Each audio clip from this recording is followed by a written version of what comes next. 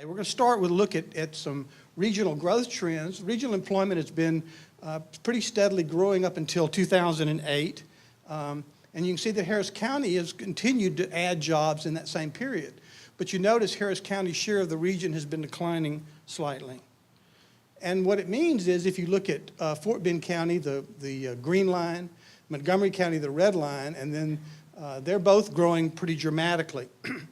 Their share of the region has been also growing dramatically, but it really only amounts to 10% of the total jobs in the region today. So let me go back to the rings and the sectors for a minute and show you what has happened. Now this is the period from 2000 to 2009, and these numbers, the blue bar is going to show you the percentage of the total households that have located in any of these sectors. And the gold bar is going to show the percentage of jobs that have located in those same sectors. So let's go through and see kind of what's been happening. Starting with the area inside the Loop 610, 6% of the jobs in that 9-year period located, 6% of the households located inside that area, but 25% of the jobs located within the 610 Loop. And of those jobs, about 5%, maintaining their ratio, located in the Central Business District. Over on the southwest side, inside the Loop, 4% of the households in the region, 4% of the growth of the households in the region, but 16% of the job growth in the region over that 9-year period, largely due to the growth of the Texas Medical Center and all the expansions that have been made in that area. The rest of the area inside the 610 Loop has been growing fairly slowly. You see slowly in terms of households and also slowly in terms of jobs. Southeast picked up about 4% of the job growth. Now expanding, going to the middle sector, you can see the substantial growth in households in the middle southwest sector, 17%. Oops, I went too far. And 15% of the jobs in the region located in that sector in that 9-year period. Going to the northwest sector inside the Highway 6 in 1960, 7% of the households located there, 17% of the jobs located in that area. So you can begin to see the pattern of where jobs are growing. In the northwest, 6% of the households, 7% of the jobs, and in the southeast, 13% of the households and 8% of the growth of jobs. The far ring, obviously, has been growing as well. 15% of the households, 8% of the jobs, 24% of the households in the far northwest ring, and 15% of the jobs. So a good proportion, if you look at this, of the job growth is happening really all over the region. And the point of all this is that our multicentric or polycentric community has been continuing on that same pattern, and it's likely to continue. Now, if you look at what's happening inside Loop 610, that's a real positive thing. Actually, adding jobs, adding households, and really in a more substantial way than the past. So the inner city is healthy, but in the last 9 years, the middle ring has captured about 50% of the jobs, and the outer ring about 25% of the jobs. I'll make a couple of quick observations, and then we can move on. I think maybe stimulate some discussion. Houston's economy is resilient. We've seen that time and time again. We've gone through recessions, and then we follow with growth.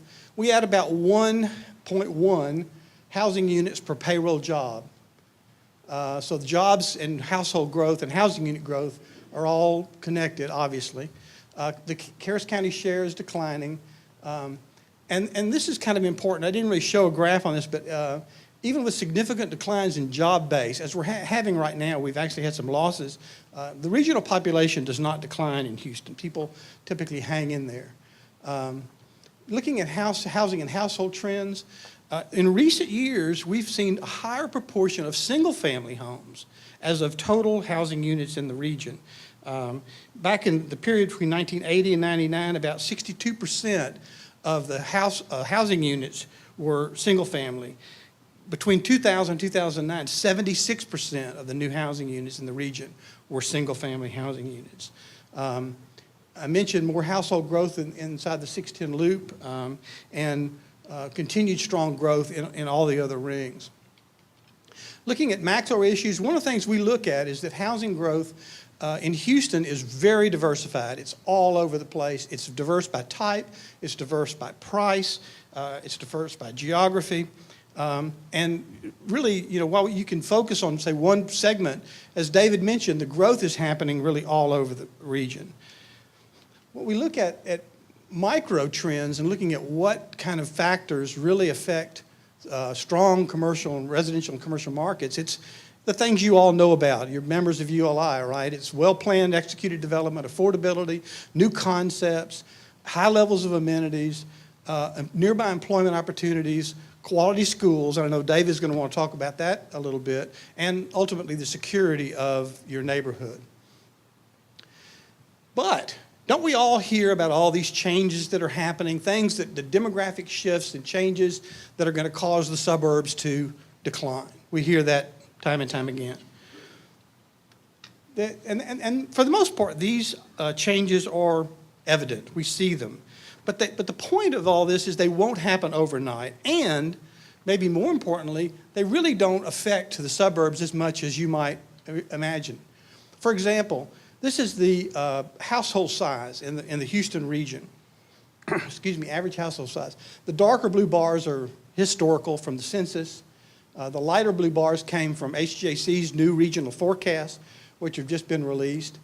And what do you see? Do you see rapid decline in household size? Not really, no. If you look at the percentage of households with children, you hear a lot about, well, you just don't have many traditional households with children. Well, they may not be traditional, but there's a fairly large number of households with children.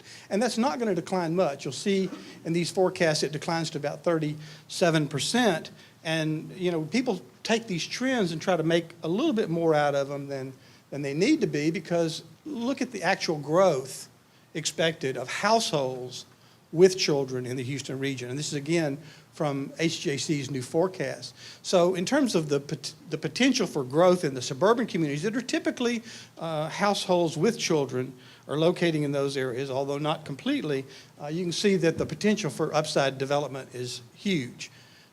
But that also means that the growth of households without children is also significant, and that's fine. So the point of all what I'm trying to say is that all the changes that you hear about, all the things that are going on that might affect growth and the patterns of growth, they're really probably evident, but they don't necessarily affect the suburbs negatively.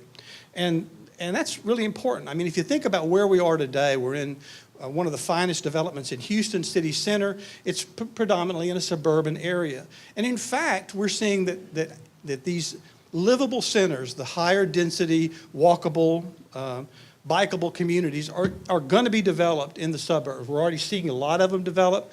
There'll be a lot more of them develop.